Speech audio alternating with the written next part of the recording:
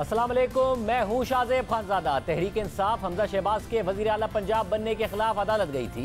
Lahore high court से इस्तदा की थी कि हमजा शहबाज का इंतखाब कलअदम करार दिया जाए, मुनर्रिफ अरकान के वोट शुमार ना किए जाएं और दोबारा नए सिरे से वजीर आला पंजाब का इंतखाब कराया जाए। आज लाहौर हाई कोर्ट के 5 रुकनी बेंच ने तहरीक इंसाफ की दरख्वास्तें मंजूर कर ली हैं। मुनर्रिफ अरकान के वोट्स माइनस करके दोबारा गिनती का हुक्म दे दिया है और किसी को अक्सरियत ना मिलने की सूरत में आइन के आर्टिकल 130(4) के तहत इंतखाब के दूसरे राउंड का भी हुक्म दे दिया है। आज फैसला आने के फौरन बाद तहरीक इंसाफ ने जश्न मनाना शुरू कर दिया। अदालती फैसले को तारीखी फैसला करार देते हुए इसे अपनी फतह करार दिया, मगर थोड़ी ही देर बाद तहरीक इंसाफ को अंदाजा हुआ कि फैसले से उसे कोई सियासी फायदा नहीं होगा, तो फिर फैसले पर तनकीद शुरू कर दी। इमरान खान ने हाई कोर्ट के इस फैसले पर तनकीद की और ऐलान कर दिया कि कल सुप्रीम कोर्ट में अपील दायर करेंगे। सबसे बड़ी पहली चीज कि अगर ये अब हाई कोर्ट ने फैसला कर लिया कि हमजा शरीफ का इलेक्शन गैर आईनी था, तो ये आज चीफ मिनिस्टर कैसे, पहले तो इसके होते हुए वो इलेक्शन फ्री एंड फेयर कैसे, 24 घंटे का हाई कोर्ट ने टाइम दे दिया। लेकिन हमारे कई मेंबर्स तो पाकिस्तान में ही नहीं है। कम से कम मुझे 6 मेंबर्स का पता है जो हज करने गए हुए हैं। तो हम हमारे वो जो लोग बाहर गए हैं, एकदम अगर 24 घंटे में इलेक्शन करवाएं, तो हमारे तो पंजाब में भी राजनपुर और दूर दराज इलाके से वहां से भी नहीं पहुंच सकते। कल दूसरा एक और मसला, 5 सीटें थी रिजर्व सीट्स की जो हमारे ख्याल में कि पुर कर देनी चाहिए थी। हाई कोर्ट से अब फैसला आ गया है, उन्होंने रद्द किया इलेक्शन कमीशन का फैसला। अभी तक हमारी जो 5 सीटें हैं वो इलेक्शन कमीशन ने नोटिफाई नहीं की, और फिर 20 बाय इलेक्शंस हो रहे हैं। जो डेट है 17 जुलाई को, इसका मतलब कि वो भी डीनोटिफाई, वो भी वोट नहीं डाल सकेंगे। हमजा शरीफ वहां बैठ के हर बार इस्तेमाल कर रहा है, इलेक्शन कमीशन के साथ मिलके वो उस इलेक्शन को धांधली से जीतने की कोशिश कर रहा है। तो लिहाजा मैंने अपनी लीगल टीम से मुशावरत की है। सुबह हम सुप्रीम कोर्ट के पास जाने लगे, हम क्लैरिफिकेशन चाह रहे हैं चीजों के ऊपर। लाहौर हाई कोर्ट के 5 रुकनी बेंच ने 4-1 की अक्सरियत से फैसला दिया है। जस्टिस सदाकत अली खान की सरबराही में कायम 5 रुकनी बेंच में justice Shahid Jamil, justice Shahram Sarwar, justice Sajid Mahmood Sethi और जस्टिस तारिक सलीम शेख शामिल थे।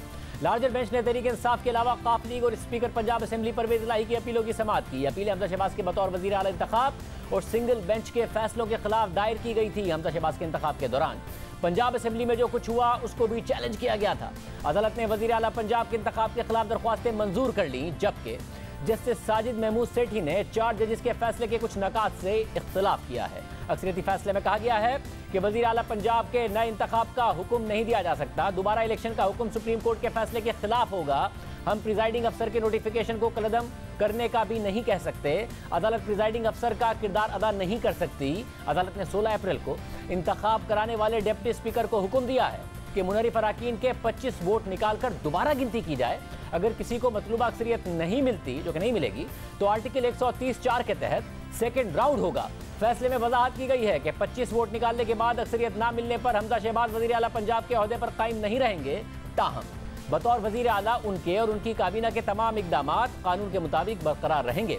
अदालत ने फैसले में कहा है कि हम वजीर आला के इंतखाब को कलअदम करार देते हुए नए इंतखाब का हुक्म दे सकते थे, लेकिन इससे सुप्रीम कोर्ट के उस हुक्म की खिलाफ वर्जी हो जाती जिसमें वो रियासती इदारों को आइन के मुताबिक इंतखाब कराने का हुक्म दे चुकी है, और लाहौर हाई कोर्ट के डिवीजन बेंच के उस फैसले की भी खिलाफ वर्जी हो जाती जिसमें 16 अप्रैल का इंतखाब कराने के लिए डिप्टी स्पीकर को प्रिजाइडिंग अफसर मुकर्रर किया गया था। हुक्मनामे में कहा गया है कि गवर्नर पंजाब कल 1 जुलाई को असेंबली इजलास बुलाएं, पंजाब असेंबली का इजलास इलेक्शन होने तक मुलतवी ना किया जाए, इलेक्शन मुकम्मल होने के बाद नए वजीर आला का हल्फ 2 जुलाई दिन 11 बजे यकीनी बनाया जाए। तहरीरी हुक्मनामे में अदालत का कहना है कि हम असेंबली के मुख्तलिफ इजलासों में बदनज़मी को नजरअंदाज नहीं कर सकते। अगर असेंबली इजलास में हंगामा आराई या बदनज़मी हुई तो उसके खिलाफ तौहीन अदालत की कार्रवाई होगी। हुक्मनामे में मजीद कहा गया कि वजीर आला के हल्फ के खिलाफ अपीलें निपटाई जाती हैं, वजूहात बाद में जारी की जाएंगी। फैसले में इस बात को सराहा गया है कि अदालत के ज़बानी अहकामात पर प्रिंट और इलेक्ट्रॉनिक मीडिया ने अदालती कार्रवाई एहतियात से और पेशावराना तौर पर रिपोर्ट की। ताहम कुछ व्लॉगर्स ने कार्रवाई को स्कैंडलाइज किया, इसलिए अदालत FIA और पेमरा को हुक्म देती है कि इस हवाले से अपने तौर पर या किसी की शिकायत पर कानूनी एक्शन लें। अगर इस बेंच के सामने भी किसी ने बाकायदा शिकायत की तो फिर तौहीन अदालत की कार्रवाई की जाएगी। जस्टिस साजिद महमूद सेठी ने अपने इख्तिलाफी नोट में हमजा शहबाज की कामयाबी को कलअदम करार दे दिया है और उस्मान बुज़दार को बहाल करने का नोट भी लिखा है। ताहम उन्होंने भी हमजा शहबाज के इक़दामात को कानूनी तहफ़्फ़ुज़ दे दिया है। पंजाब असेंबली सेक्रेटेरिएट ने हाई कोर्ट के हुक्म के मुताबिक असेंबली शेड्यूल जारी भी कर दिया है। सूबाई असेंबली का इजलास 1 जुलाई को यानी कल शाम 4 बजे होगा।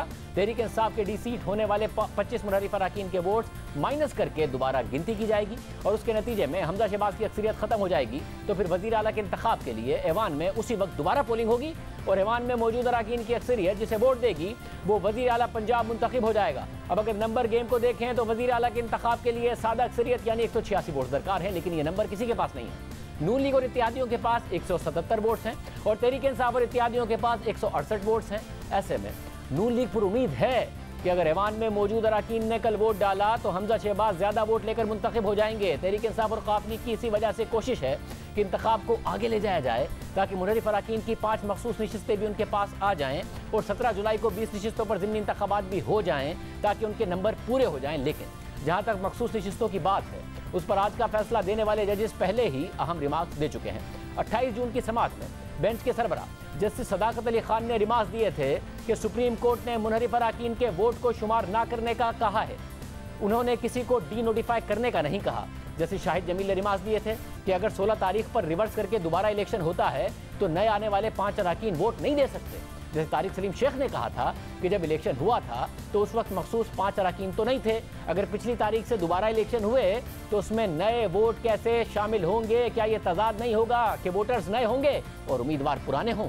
दिलचस्प बात यह है कि तहरीक इंसाफ लाहौर हाई कोर्ट के फैसले के खिलाफ सुप्रीम कोर्ट से रुजू करने जा रही है, लेकिन आज के फैसले में लाहौर हाई कोर्ट ने सुप्रीम कोर्ट के फैसले को ही बुनियाद बनाते हुए कहा है कि हम वजीर आला के इंतखाब को कलअदम करार देते हुए नए इंतखाब का हुक्म दे सकते थे, लेकिन उससे सुप्रीम कोर्ट के इस हुक्म की खिलाफ वर्जी हो जाती जिसमें वो रियासती इदारों को आइन के मुताबिक इंतखाब कराने का हुक्म दे चुकी है। यानी तहरीक इंसाफ और इत्तेहादी सुप्रीम कोर्ट के पास रिलीफ लेने जा रहे हैं, जिसके फैसले की बुनियाद पर आज लाहौर हाई कोर्ट ने फैसला दिया है। तहरीक इंसाफ की दूसरी उम्मीद ज़िमनी इंतखाबात से वाबस्ता है, मगर आज इमरान खान ने इस हवाले से भी तहफ़्फ़ुज़ात का इज़हार कर दिया है और धांधली का इल्ज़ाम लगा दिया है। इमरान खान ने कहा हमारे उम्मीदवारों को नामालूम फ़ोन कॉल्स आई हैं और कहा गया है कि तहरीक इंसाफ से इलेक्शन ना लड़ें। अभी जो 20 हलकों में पंजाब में इलेक्शन हो रहा है, जो इस वक्त मुदाखलत हो रही है, जिस लेवल की मुदाखलत हो रही है इस इलेक्शन के अंदर, टेलीफोन कॉल कर करके मैं इंटरव्यू कर रहा लोगों को टिकट देने के लिए, 2 कैंडिडेट्स ने मुझे बताया कि हमें अननोन नंबर से टेलीफोन आया कि आपने इनके टिकट नहीं लेने। तो जिस लेवल की मुदाखलत है, अब अगर इसी तरह के इन्होंने इलेक्शन करवाने हैं, इलेक्शन कमीशन डिस्क्रेडिटेड वो हो ही रही है।